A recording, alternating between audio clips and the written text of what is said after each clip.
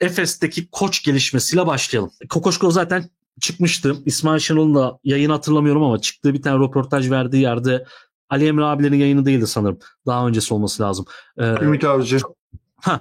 Ümit Avcıların yayınında tanımladığı basketbol koçu Igor Kokoşkov'du. Sonra yok mu Kokoşkov değil vesaire dendi ama şimdi Avrupa'dan Calzoni sanırım düşürdü haberi. 2 gün önce Igor Kokoşkov'la anlaştı diye. Ne diyorsun? Yani hayırlı olsun. Şimdi Efes'in durumu çok enteresan. Şimdi Panathinaikos serisinden sonra herkes Luka diyordu. Ben o zaman da aynı şeyi söyledim. Fenerbahçe 3-0 yenilirse gene Luka diyecek miydi herkes? Yani herkes günü değerlendiriyor. Evet, Luka Hoca çok iyi iş yaptı ama günün sonunda şöyle bir gerçek var Efes açısından. Senin Türkiye'deki rakibin playoff serisiyle beraber 5-0'la yani 3 tane maç artı F4'teki 2 maç karşı tarafı sürklase ederek kazandı. Senin oraya antitez bir şey üretmen lazım. Bu sorunun cevabı Luka mı? Onun cevabını İsmail Şenol yönetimindeki Anadolu Efes yönetimi yani basketbol aklı değerlendirecek. Bir de seneye Anadolu Efes'in 50. yılı. Yani bu burada koç isminden ziyade profil üzerinden gittiler bence. Benim hissettiğim o. Profilde organize iyi hücum edebilen hücum koçu istediler. Biraz da sanki bu Thiego'nun yaptığı hamleden kaynaklı biraz daha hızlı oynamak istiyor Efes seneye. Bununla beraber Kokoşkov'la anlaşmışlar. Yani bunun çok ismi dönüyordu. Yani 2-3 ay önce de dönüyordu ama muhtemel F4'e kalsaydı Kokoşkov olmayıp Luka olacaktı bence. Yani şimdi Efes F4'e kalsaydı Luka ile devam etmezdi. Burada şimdi bir paradoks var. Şu paradoks. Taraftarlar şunu isteyecek büyük ihtimalle. Çok uzatmayayım konuyu da. Uzat. Kokoşkov 10 maçta 5 mağlubiyet aldı. Luka ile niye devam etmedin denir. Tamam mı? Luka ile başladın. 10 maçta 5 mağlubiyet aldın. Niye bu koçu yani sen niye burada yeni koça gitmedin? Daha zaten hiçbir zaman takım mühendisliğini iyi yapmadı denir. Ama burada bir tercih yapıldı. O tercihe göre de koçun isteği doğrultusunda, oynayacağı oyun doğrultusunda bir takım kurmaları lazım. Bu iş sadece koçla bitmiyor çünkü günün sonunda. Valla 10 maçta 5 galibiyet de sezon başlangıcındaki takım temposuna bakarsa %50 galibiyet olanı da öldürmez. Çok yaşatmaz ama öldürmez de. Ama senin tezine katılıyorum. Şimdi bir de şu cepheden bakalım. Seneye EuroLeague 20 takım. Bu sene bile 18 takımda artan çift maç sayılarından düşen antrenman sayıları ve daha çok maç. Biz hep ne söyleriz? EuroLeague bir Avrupa basketbolu koç basketboldur deriz. Şimdi takımların sezon kampları daha önemli hale geldi. 1. Sezon içerisindeki antrenman sayıları, adetleri düşüyor. 2. Kadro derinlikleri daha önemli oldu. Bu da 3. Şimdi Kokoşkov bence NBA kafasıyla ve oyuncudan maksimum değer alabilme konusunda iyi bir taktisyen koç olması ve iyi bir hücum set planlayıcısı ve NBA'deki görevinden de bu noktada buraya çok hizmet ediyor.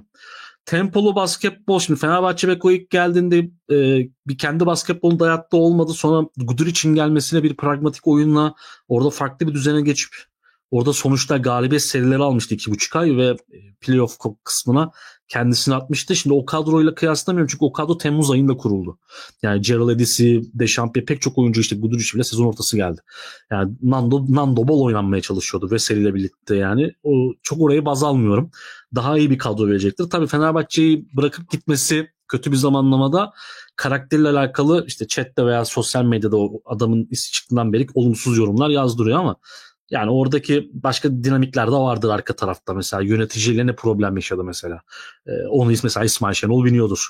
Ne problem yaşadığında o problemi yaşanmamaya çalışacaktır. Gibi pek çok dinamik var. Benim buradaki soru işaretim Kokoşkov Avrupa'ya dönüyor. Kokoşkov'a ben NBA'den düşen Amerikalı kısa guard gibi bakıyorum. Slaven milli takımı şampiyonluğu Sırbistan tarafı tamam ama ya ben Avrupalı olarak bakmıyorum. Bu adam artık Amerikalı. Kafa, mentalite her şey Amerikalı. NBA'ye dönebilmek için mi tekrardan hani ben kısa vadede hemen NBA'ye atarım diye mi geliyor yoksa ben birkaç yıl Avrupa'ya geliyorum diye mi geliyor? Ben birinci önceliğim bu çünkü coaching tarafında hiçbir soru işaretim yok. 2 tane kısasını vermek gerekiyor. Bir tane 3 ve 4'te sağlam o atlet kalın forvetini bulmak gerekiyor. 5 numarada da Poirier, Yunan tarafı Ömer Faruk Üçseven'i yazıyor. Bilmiyorum hani Yunan tarafından çıkıyor.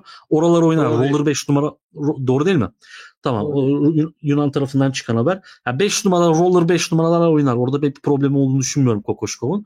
Tamamen mentalitesiyle ilgileniyorum. Sadece haberin sızdırma zamanlaması acaba şey mi olması lazımdı? Final serisi. Olası bir Fenerbahçe'nin öne geçtiği 1-0 veya 2-0'lık seriden sonra sızmış olsaydı taraftar biraz daha sıcak bakardı. Şu an Luka Banki'nin imajı çok iyi seviyede ve senin dediğin algıya çok yakın bir durumda. Tek konu bu. Splitter'i soran var chatte. Ne diyorsun? 86 Koit yazmış. Olmaz mıydı diye. NBA'ye dönüyor diye biliyorum ben onu. Doğru mu bilmiyorum onu. Geri dönecek dediler bana ama ben çok detayını bilmiyorum. Ya da Paris'te Evet. devam ediyor diye biliyorum. Orada da Nimburg'un koçunu, İtalyan koçunu getiriyorlar. Geçen birkaç ay önce demiştim size Nimburg'un koçu sıçrama yapacak diye. O Prag alt taraftan yani İtalya'da başladı ama Çek Cumhuriyeti'de geliştirdi basketbol koçluk kariyerini. Bu sene de en son Nimburg. Mentalitesi iyi bir koç. Yani mesela ben kendi fikrimi şöyle söyleyeyim. Beşiktaş kısmı için de mesela Ali Piyeviç ayrılsaydı ben Beşiktaş'a direkt koç adayım oydu. Yani projeksiyon olarak bunu sergileyebilecek iyi kafa yoran. Paris için o yazılıyor. Demek ki Splitter'in orada da değişme süreci olabilir. Bilmiyorum. Kadroyu vermek yani öyle bir yani Efes bütçesini 50. yıl bütçesini ben Kokoşkov'a veririm. Çünkü Sırbistan milli takımı kötü de geçse Slovenya milli takımı NBA'deki yıldız oyuncular Kokoşkov'a vermeyi tercih ederdim. Hem Doncic hem Jokic hem Teodosic hem Misic'in ciddiye aldığı, yönettiği bir koç yani. Sonuçta burada da Larkin var. Onu yönetecek bir adam lazım her şeyden önce. Ben Lasso'dan vazgeçtim ya Buğra Bey. Lasso ameliyattan sonra bana eski Lasso'luk kıvılcımını, maç içi kıvılcımını vermesi lazım. Erkan Hoca gelmiş. Quinn Snyder'dan çok şey öğrendi. %100 fikrim. Valla Lasso bu hızla giderse seni biz Balıkesir'e falan getirebiliriz onu ya. Efes'ten Spanilis hamlesi gelseydi keşke diye. O da biz var ya Avrupa basketbolun seninle 201 ay önden gidiyoruz. Bak yazmaya başladılar şimdi cayır cayır. Final sinir bağlı. Ama ya bak orada da işte Obradovic paketleyip hemen Spanulis'i getirmek, aynısını Fenerbahçe bir sezon önce Saras'ı getirirken Intudis'i gönderip hemen yani hiç beklenmeyen hamlelerdi mesela. O da değişik işler yani sezon ilerlerken. Katılıyorum. Da Punk demiş ki ben Banki'nin ligi kazanmasaydı da kalacağını düşünüyorum. Ben şöyle söyleyeyim. Efes'in şu an koçu kimse bence imzaladı. Kalmaz o günlere. Kalmaz. Çünkü yani şöyle bir şey transfer pazarı özür dilerim abi. Transfer pazarının göbeğindesin şu an. Bunun koçun belli olmadan ana majör oyuncular alamazsın. Koçuna sormadan. En kötü prensip anlaşmasına zaten vardığını düşünüyorum. Bugün değil. Ta Mayıs ayının başlarında anlaştığını düşünüyorum. Hatta en geç tarihlerde yani. Ya bir kere şöyle bir şey var. Luka'nın da kariyeri biraz inişe geçmişti. Win and win yani. Hem Efes'in mevcut kadroyu itibarını yerine getirdi. Hem de kendine büyük ihtimalle pazarda kesin bir takım bulacak diye düşünüyorum. Luka da büyük iş yaptı yani. Söyleyeyim 10 tane galibiyet. Sonra playoff serisinde 3-2 bitti.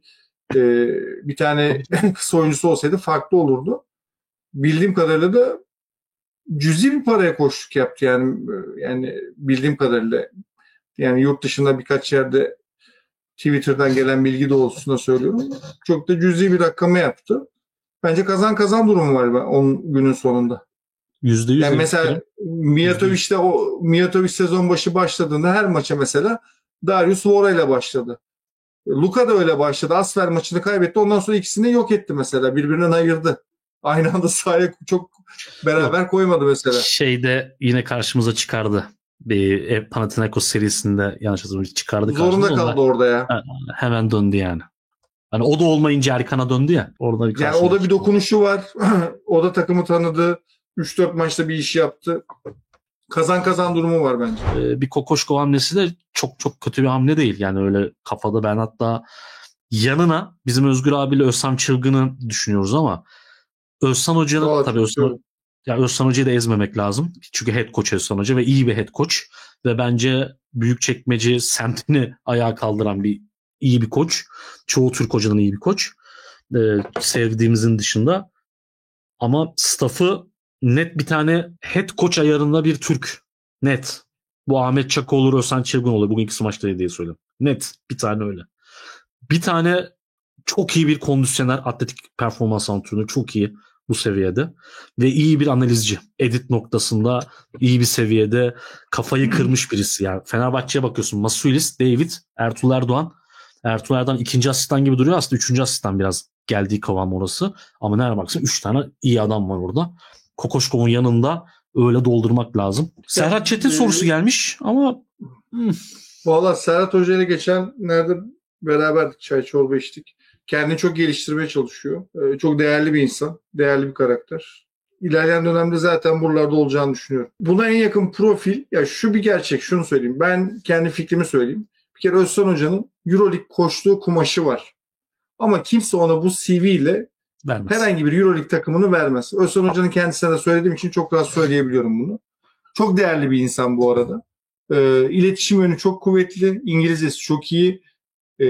Özcan Hoca'nın birkaç tane benim gördüğüm kadarıyla şartlardan kaynaklı aşması gereken konu var.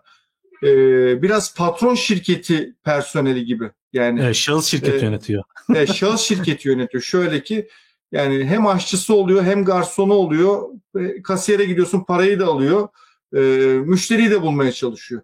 Biraz onu böyle seyreltip gerçekten saf pür basketbolun içine teknik adam içinde kalmasında fayda var diye düşünüyorum. Neden olmasın bir süre sonra işte Efes'in yardımcı koçu olup daha sonra A takım koçu niye olmasın? Yani ben o kumaşın olduğunu biliyorum, hissediyorum. Çok da değerli bir insan kendisi. Çok da seviyorum. Ona da selam olsun buradan. Bunlar tercih meselesi. Bunlar profesyonel hayat. Neden olmasın? Çünkü biraz iş artık şuna döndü. Ufuk Sarıcı, Recep Şen niye beraber diye soruyorsun. Arkadaşlar ve günün sonunda ya bu tarz büyük koçların dinleyebileceği karakterler olması gerektiğini düşünüyorum. Bu arada Ümit Bey yani düşük profil, Mijatović düşük profil olduğu için değil ama daha net insanlar olması gerekiyor diye düşünüyorum. İkincisi de staff'ta kesinlikle ve kesinlikle oyunculuğu yeni bırakmış 45 yaş civarında bir ama yabancı olur, ama Türk olur. Öyle bir Cenk Akyol olmaz mı? Olur, niye olmasın? Öyle bir karakter olmalı. Çünkü nabızlar 180 iken oyuncunun da birazcık dilinden anlayacak adam lazım orada. Kokoşkov kendi getirdiği asistanı Özcan Çılgın, Cenk Akyol. Bu dörtlü bence olur. Mijatović da bence, var. Mijatović kalacak değil mi? Mijatović de kalacak. Ya güzel olur, çok güzel olur. Simon'u yazmış Süleyman Bey de. Simon Hırvatistan Federasyonu'nda, yani o artık milli takım şeyine geçti. Bayağı Simon. yukarıda, o koordinatör pozisyonunda galiba. Simon yönetici oldu. Yani antrenörlük değil artık. Simon bundan sonra İsmail Şenol olmazsa sonraki genel menajer olur mu sorusu sorulur. Ama staff ekibiyle sorulmaz. Velhasılı zaten koç açıklanırsa, açıklandığında Efes'in yeni koçu biz yine bir özel canlı yayın açarız. Ama son gündemi bu Efes'in koçla alakalı.